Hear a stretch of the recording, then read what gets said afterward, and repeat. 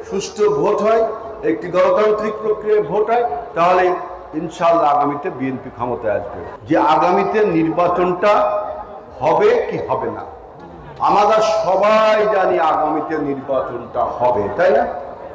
কিন্তু দেখবেন একটি দল তারা চিন্তা করছে নির্বাচনে যদি জয়লাভ যদি না করতে পারি, তাহলে এখন যে সরকার আছে এই সরকারে ওই রাজনৈতিক দলটার প্রভাব কিন্তু অনেক বেশি।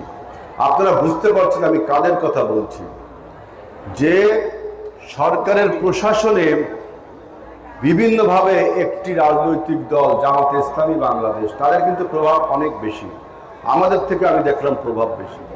নির্বাচন যদি হয়ে যায় তাহলে তো এই প্রভাব থাকবে না, থাকবে। কারণ আপনারা যদি ভোট দেন, সুষ্ঠু ভোট হয়, একটি গণতান্ত্রিক প্রক্রিয়ায় ভোট হয়, তাহলে ইনশাআল্লাহ আগামীতে বিএনপি ক্ষমতায় আসবে। তাহলে এই যে এমনি এমনি ক্ষমতায় থাকার যে পায়তারা চলছে, নির্বাচনকে দূরে ঠেলে দিয়ে, নির্বাচনকে না করে এমনি এমনি ভালো থাকার যে পায়তারা চলছে, এইটা তারা করার জন্য বলছে আমরা অমুক ছাড়া নির্বাচন করব না, তমুক ছাড়া নির্বাচন করব না।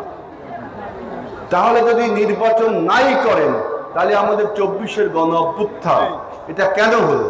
24-এর গণ অভ্যুত্থানটা হলো তো এই জন্য যে গত 17 বছর আমাদের এই অঞ্চলের মানুষ, বাংলাদেশের কোনো অঞ্চলের মানুষ তার নিজের ভোটটা দিতে পারবেন না, নিজের ভোটটা দিয়ে নিজের প্রতিনিধি নির্বাচন করতে পারবেন না। আপনি আওয়ামী লীগ করেন, আপনি নৌকায় ভোট দিবেন, কিন্তু ভোট সেন্টারে যা দেখেন আপনার ভোট দেওয়া হয়ে গেছে। এই তো ছিল গত 17টি বছর। আমাদের নির্বাচনী ইস্তাহারে থাকবে যে ধানের শীষে জয়লাভ করলে ধানের শীষে এই কাজগুলো করতে হবে, না করলে কিন্তু ধানের শীষকে মানুষ প্রত্যাখ্যান করবে। নির্বাচনে ভোট নিয়ে চলে যাবেন, পরে ওই কাজগুলো করবেন না, এই রাজনীতি বিএনপি আমরা করি না।